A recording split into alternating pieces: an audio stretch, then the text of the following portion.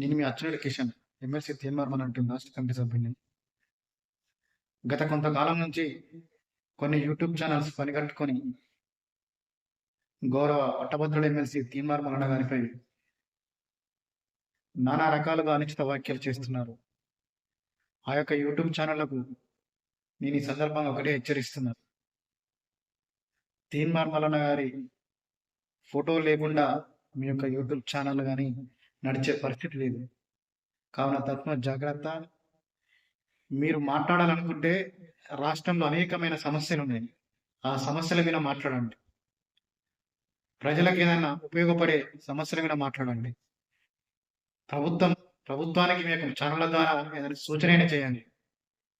ప్రజలకు మేలు కోరే పనులైనా చేయండి తప్పించి ఒకటే పని కట్టుకొని మీ యొక్క రేటింగ్ పెరిగేందుకు, మీ యొక్క ఛానల్ ముందుకు వెళ్ళేందుకు ఈ తీన్మార్ మల్లన్న పైన మీరు ఏదైతే అసభ్య పదజాలంతో అనుచిత వ్యాఖ్యలు చేస్తున్నారో ఖబర్దార్ ఒకటే హెచ్చరిస్తున్నా. ఇది ఫస్ట్ అండ్ లాస్ట్ వార్నింగ్.